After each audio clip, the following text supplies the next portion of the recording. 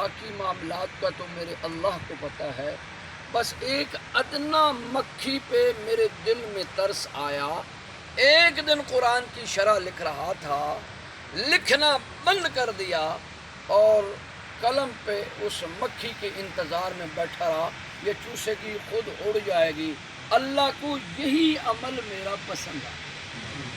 کہا غزالی باقی نیکیاں کی بات یا باقی معاملات کے بعد میں ہوگی، تو نے میری ادنا مخلوق پہ ترس کیا ہے، جاؤ آج میں تجھ پہ ترس کر کے جنت کا دروازہ کھولتا ہوں۔ سبحان اللہ، ماشاء اللہ۔ بعض حضرات کہتے ہیں ارے شاہ جی بڑی فات دنیا ہے، آپ حقائق کا حوالہ دیا ہے، حدیث کا بھی حوالہ دیا کریں، کیا ایسی کوئی دلیل؟ ہزاروں دلیلیں ہیں۔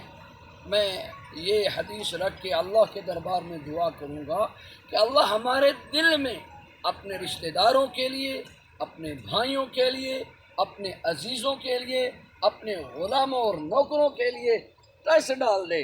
جس کے دل میں ترس ہوگا، رحم ہوگی، شفقت ہوگی، پیار ہوگا، اخلاق ہوگا، محبت ہوگی، کل اللہ بھی اس کے ساتھ پیار کا معاملہ فرما کے جنت میں داخل فرمائے گا۔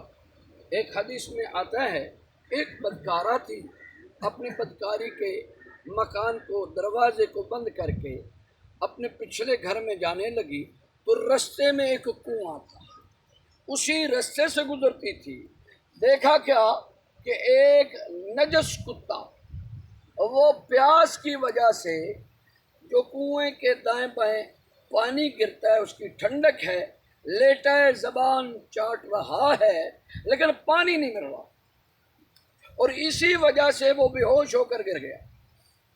تو وہ بدکارہ کے دل میں خیال آیا اللہ کی مخلوق ہے، میں تھوڑی سی کوشش کر کے اس کو پانی نکال کے پلا دیتی ہوں، چلو بچ جائے گا۔ آگے بڑھی تو دیکھا ڈول بھی نہیں، رسی بھی نہیں، سر سے دوپٹے کو اتارا، اپنے موزے کو اس کے ساتھ باندھا، لیٹ کے تھوڑا سا پانی اس موزے میں آیا، جوتے میں آیا، اپنے چلو میں ڈالا، چلو کے اندر ڈال کر چند قطرے اس نجس مخلوق کتے کی منہ کے اندر ڈالا، بے ہوش سے ہوش میں آیا، ادھر رب کی رحمت کو جوش آیا، اور فرشتوں کو گواہ بنا کر اللہ نے کہا گواہ ہو جاؤ میرے ملائکہ، آج اس بدکارہ کے اگلے پچھلے گناہ میں نے معاف کر دیے۔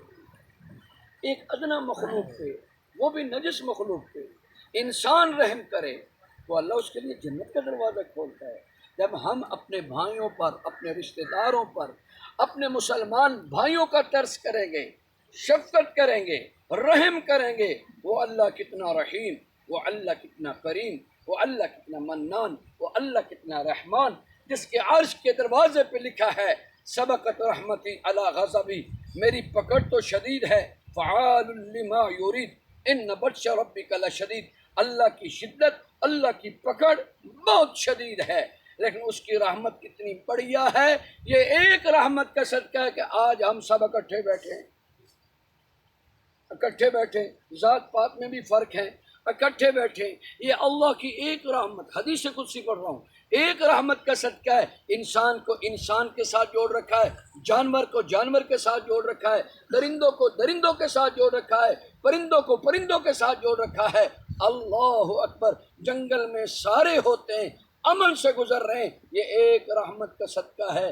99 رحمتیں اللہ نے اپنے عرش کے پاس رکھی ہیں۔ یا اللہ یہ 99 رحمتیں کب کام آئیں گی؟ تو اللہ رب العزت فرماتے ہیں جب میرا نبی آئے گا، ساتھ جم غفیر، اصحاب، اولیاء، اتقیاء اور اہل بیت کا ہوگا تو اللہ یہ 99 رحمتوں کی بارش کر کے حضور کے ساتھ سب کو جنت میں داخل فرمائے گا۔ ارے بھائی، تو ہمیں اہل بیت اور اصحاب اور اولیاء کے طریقے کو اپنانا ہوگا، ان کے صبر کو اپنانا ہوگا، ان کے عمل کو اپنانا ہوگا، ان کی زندگی کو اپنانا ہوگا، ان کے طریقے کو اپنانا ہوگا۔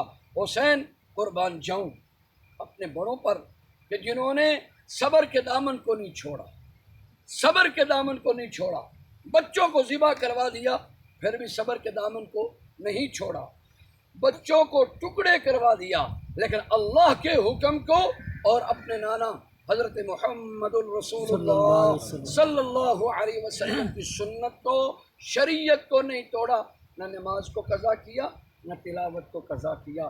پھر حضرت حسین کی اللہ اکبر جب شہادت قریب تھی تو سر سجدے کے اندر تھا، سبحان اللہ۔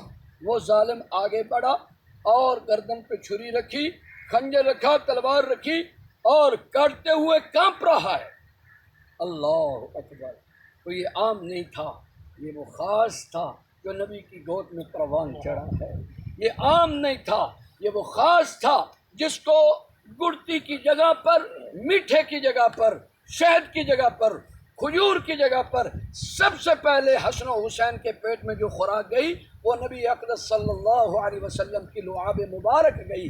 وہ کتنے خوش قسمت بچے ہیں جن کو کھیلنا نبی کی گود ملی، جن کو کھیلنا نبی کی پشت اقدس ملی۔ وہ کتنے خوش قسمت بچے تھے جن کو پڑھنا پڑھانا نبی کی گود میں ملا، اور ہر ادا نبی کا طریقہ، ہر عمل نبی کا طریقہ انہوں نے اپنے جسد اطہار پر لاگو کیا۔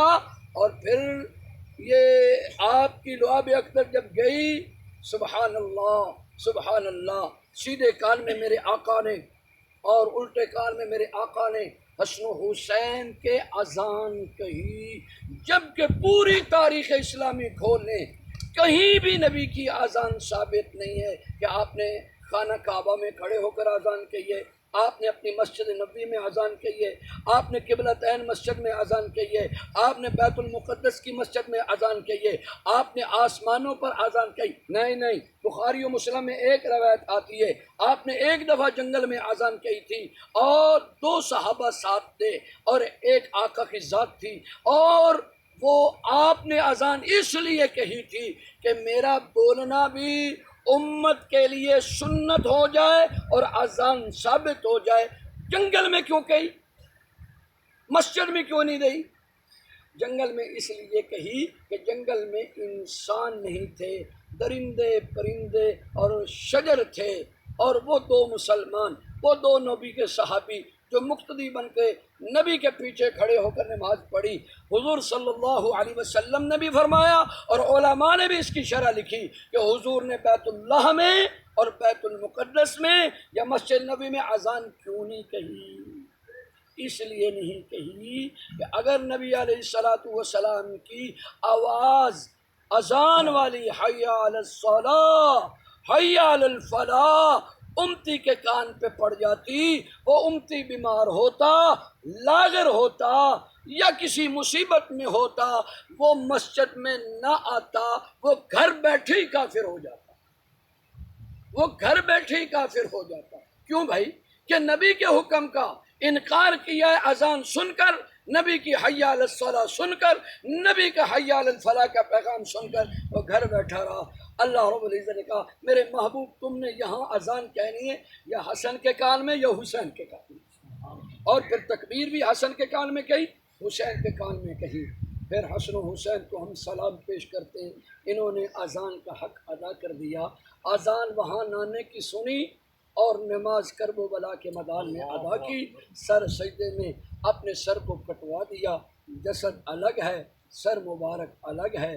دب بجی کہ ہم جیت گئے، ہم جیت گئے۔ ابن زیاد نے، شمر نے، خولی نے دب بجائی، ناچے کودے، اللہ اکبر۔ ہم کل بھی حسین کے ساتھ تھے، ہم آج بھی حسین کے ساتھ تھے، ہم کل بھی حسن و حسین کی عظمت کے حامل ہیں، اور آج بھی ہم کل بھی ان کی تعریف کرتے تھے، ہم آج بھی تعریف کریں گے۔ اور جو سچے مسلمان ہیں وہ کل بھی حسین کے ساتھ تھے، آج بھی حسین کے ساتھ ہیں، وہ کل بھی حسین کے ساتھ محبت کرتے تھے، وہ آج بھی حسین کے ساتھ محبت کرتے ہیں۔ اللہ اکبر۔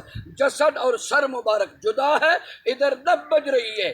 بعض تاریخ کی کتابوں میں آتا ہے آپ کے جسد اطہر پر گھوڑوں کو دوڑایا گیا۔ اللہ اکبر۔ وہ عظیم ہستی، جو عظیم ہستی نبی کی گود میں کھیلتی تھی، وہ عظیم ہستی جس کے خون اطہر میں نبی کا خون اقدس تھا۔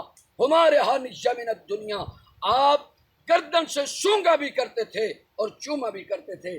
چومنے کی سمجھ آتی تھی، سونگنے کی صحابہ نے سمجھایا کہ آقا علیہ الصلوۃ والسلام نے فرمایا میرے یہ جنت کے 2 پھول ہیں، میں یہاں سے جنت کی خوشبو کو سونگتا ہوں، تو اللہ تعالی ہمیں ان سے سچا پیار نصیب فرمائے۔